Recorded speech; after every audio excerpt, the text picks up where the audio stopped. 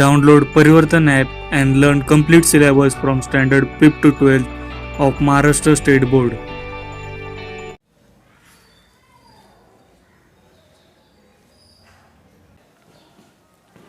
Hello friends, welcome to super excellence academy. तो friends, हम बहुत दिनों के बाद मिल रहे हैं। जो हमारा 12th का डिफरेंशिएशन का चैप्टर चल रहा था, पोले सर ने जो स्टार्ट किया था, तो लॉकडाउन की वजह से हम नहीं ले पाए। बहुत दिनों के बाद अब चलिए पहले लेक्चर होने वाला है। तो आपका जो पहला पोर्शन हुआ था, तो एक्सरसाइज 1.1 तक ख़त्म हुआ था। तो आगे से हम कंटिन्यू कर लेंगे उसे। उसके आगे थ्योरी पार्ट से स्टार्ट कर लेते, फिर एक्सरसाइज वगैरह कंटिन्यू कर लेंगे। ठीक है, तो आज के लेक्चर में हम देखेंगे what is the geometrical meaning of derivative.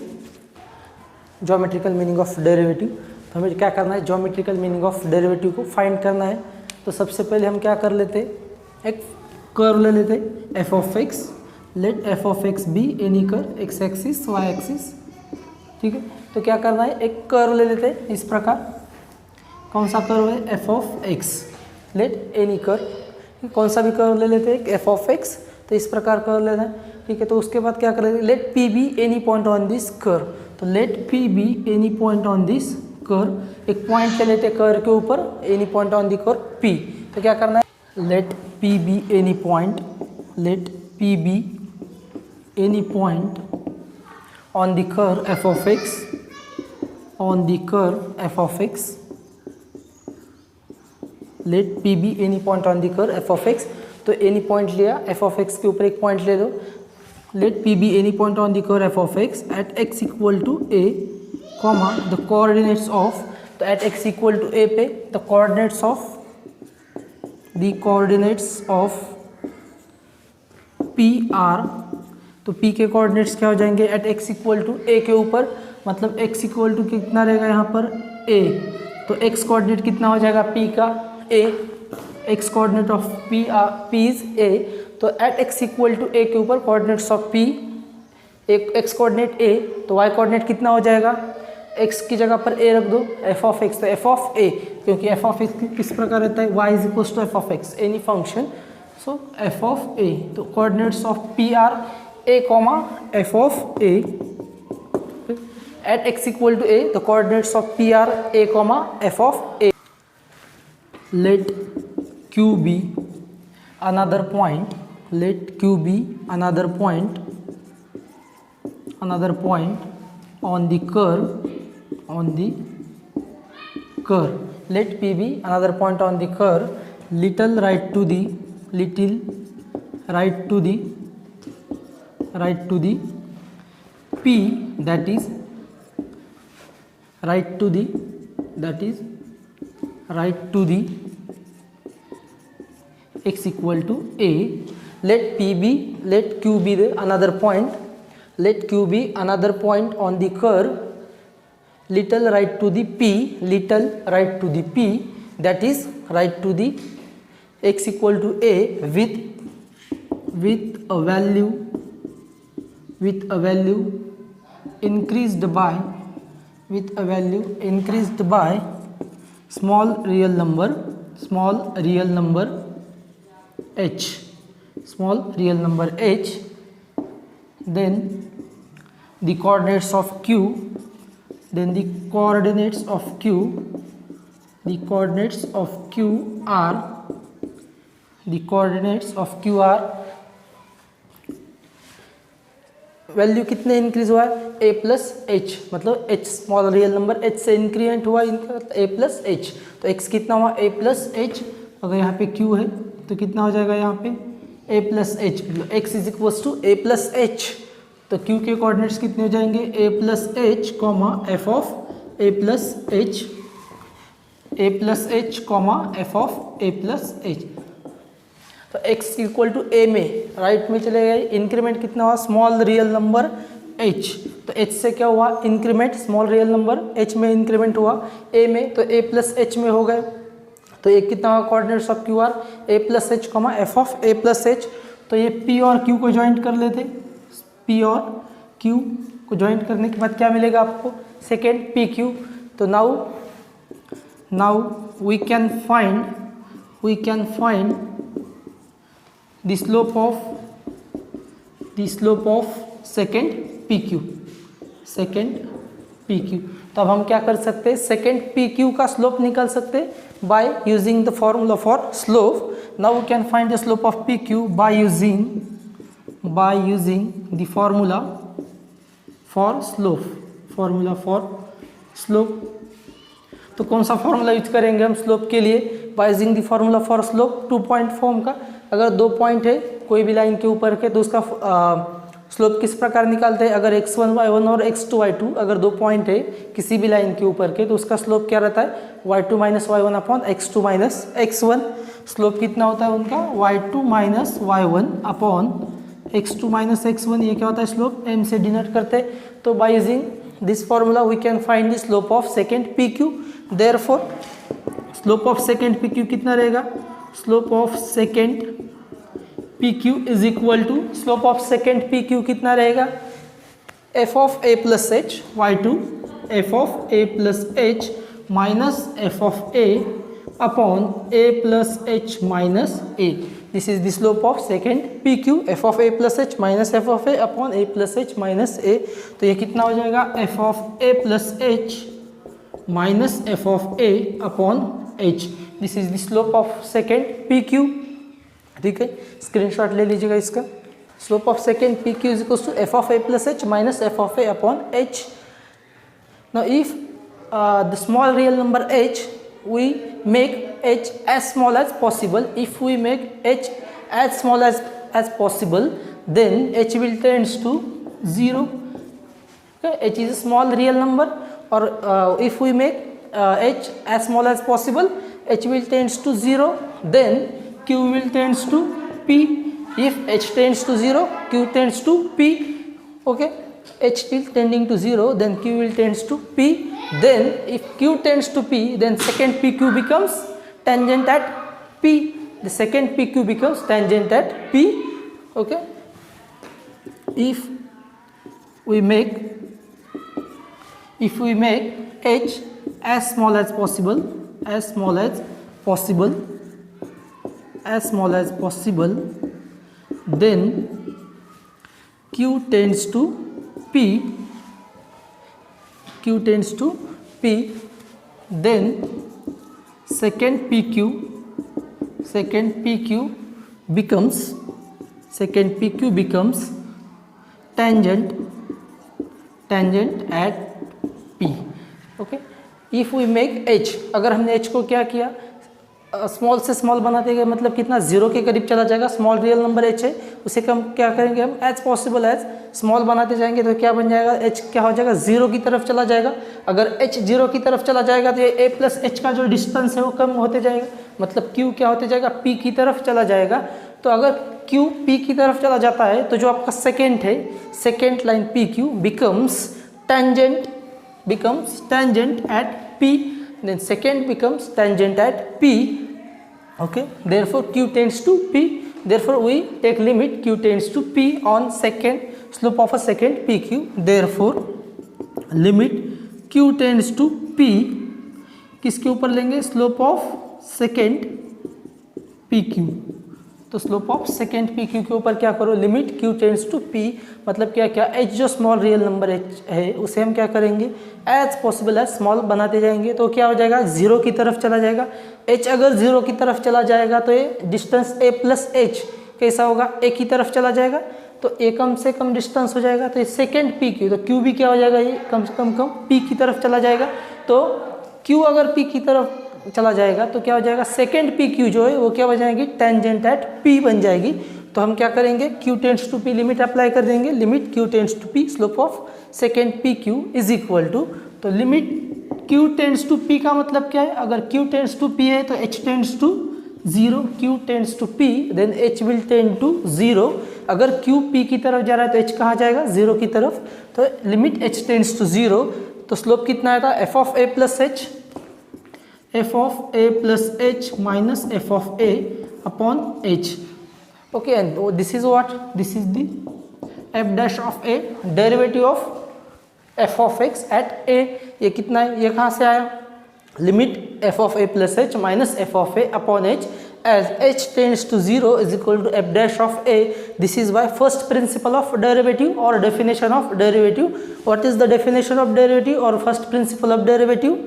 Okay, f dash of x is equal to limit h tends to 0 f of x plus h minus f of x upon h. This is the definition of derivative.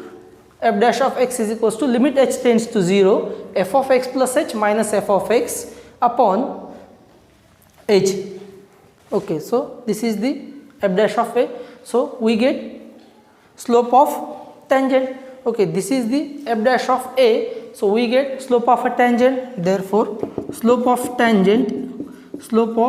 tangent is equal to slope of tangent at p is equal to, how we get slope of tangent at p? This is what slope of a secant pq, slope of secant pq, and we apply the limit q tends to p. और q tends to p होने के बाद अगर q p की तरफ चला जाता है तो secant pq क्या बन जाता है? tangent at p. तो हमें क्या मिला? slope of tangent at p is equal to f dash of a. तो slope of tangent at p कितना मिला? f dash of a. Therefore the derivative of function, therefore the derivative of function y is equals to f of x. Therefore the derivative of function y is equals to f of x at any point p in bracket x1 y1. The derivative of function y is equals to f of x at any point p in bracket x1 y1 is the slope of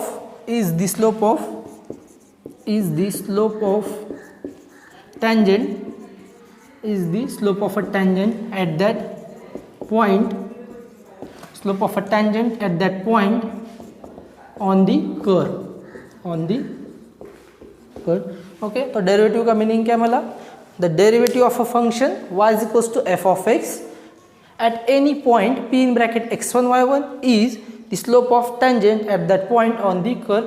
तो derivative का meaning क्या मिला कि अगर geometrical meaning पूछा जाए कि geometrical meaning of derivative बताओ तो क्या बताओगे? Slope of tangent at that point.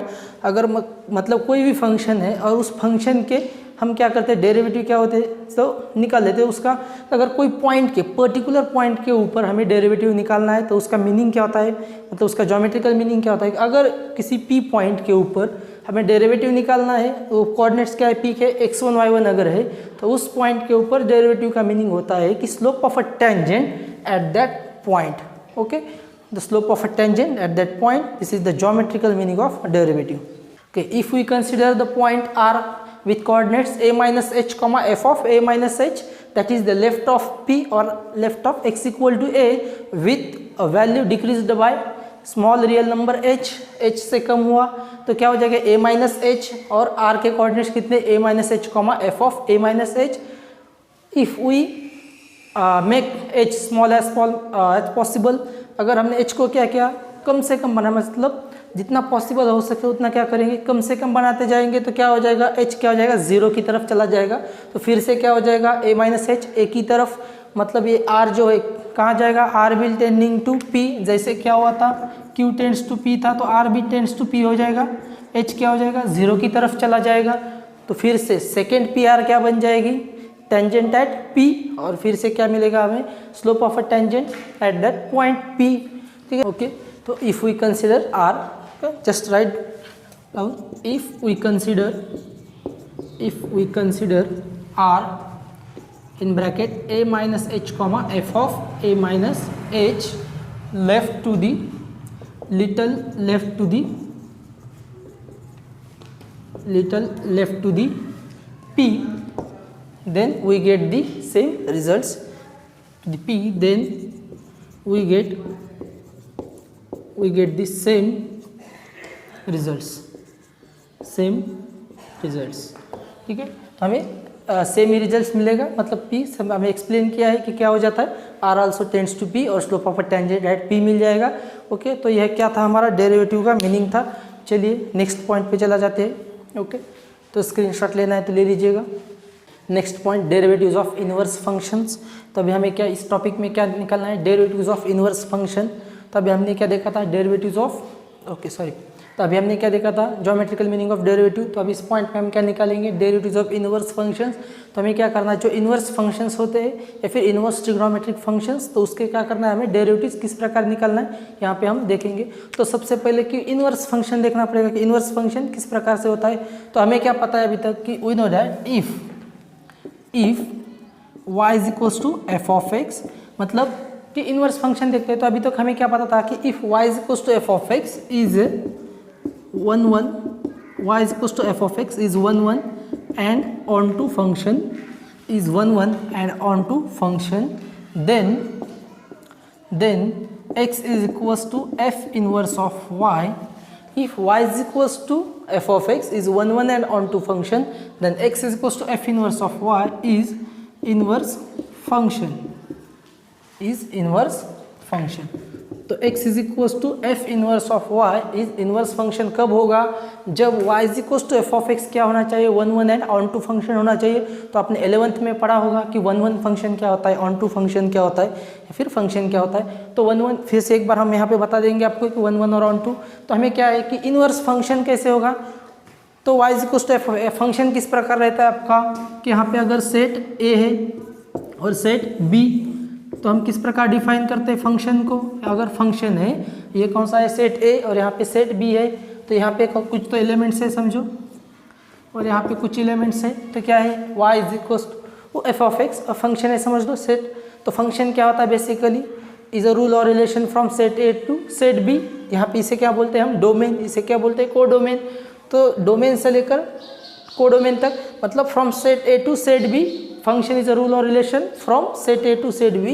For every element of A there exists unique image in B.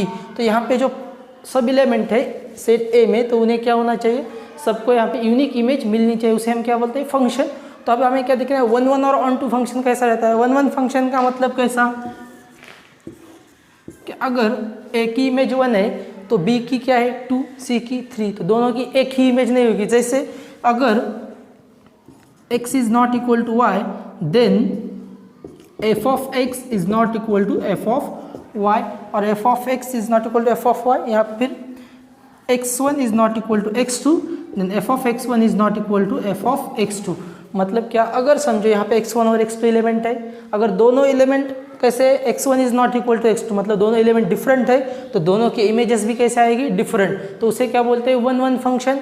मतलब या अगर A की 1 है तो B का भी इमेज 1 नहीं आएगा, तो वो कैसी होनी चाहिए, डिफरेंट। अगर 1 मतलब एक को एक ही इमेज रहेगा, एक का एक ऐसा अलग रहेगा। तो क्या हुआ, अगर दोनों एलिमेंट अलग है डोमेन में से, तो को डोमेन में उनकी जो इमेजेस है वो भी डिफरेंट आएगी, 1 फंक्शन हो जाएगा। तो फिर क्या था, ऑन टू फंक्शन क्या है, कि यहाँ पे जो को डोमेन है सेट B है, उसमें से सभी एलिमेंट को क्या चाहिए, प्री इमेज चाहिए सेट A में। यहाँ पे सभी एलिमेंट्स को प्री इमेज है। अगर यहाँ पे अलग एक आधा एलिमेंट होता जिसको प्री इमेज नहीं होती, वो फंक्शन तो होता लेकिन इनवर्स फंक्शन नहीं, या फिर ऑन टू फंक्शन नहीं बनता। अगर ये ऑन टू फंक्शन है तो यहाँ पे हमें क्या चाहिए, डोमेन या फिर कोडोमेन, मतलब सेट B जो कोडोमेन है उसमें से जो भी एलिमेंट्स है उस सब एलिमेंट्स को क्या होनी चाहिए, प्री इमेज होनी चाहिए। मतलब सेट B के हर एलिमेंट को प्री इमेज होनी चाहिए, तभी हम उसे क्या बोलेंगे, फंक्शन को ऑन टू फंक्शन। तो ये क्या हुआ, 1 भी है और ऑन टू भी है, तभी x is equal to F inverse of y is a inverse function, तभी ये क्या हो सकता है, इनवर्स फंक्शन हो सकता है। अभी हम क्या बोलेंगे, इनवर्स फंक्शन कैसा रहेगा, b से लेकर ये तक f इनवर्स ऑफ y, ये इस प्रकार फंक्शन रहेगा फ्रॉम b टू a होते समय। अगर ये फंक्शन कह रहे तो यहाँ से हर एलिमेंट को क्या होनी चाहिए, इमेज होनी चाहिए। तो ये तभी होगी जब ये जो f है कैसा होना चाहिए, ऑन टू। अगर समझो यहाँ पे कुछ एलिमेंट है, इसको क्या है, प्री इमेज नहीं है, तो जब इनवर्स फंक्शन एग्जिस्ट होगा क्या, एग्जिस्ट ही नहीं होगा, क्योंकि इसको इमेज है क्या यहाँ पे नहीं।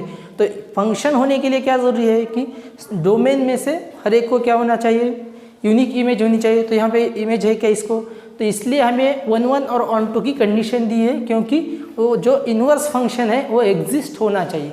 तो सबसे पहले क्या कि y is equals to F of X is 1 and onto function, then and only then F inverse of y is a inverse function exist. F inverse of y exist होगा, जो कि इनवर्स फंक्शन है, तभी exist होगा जब y is equals to F of X is a 1 and onto function.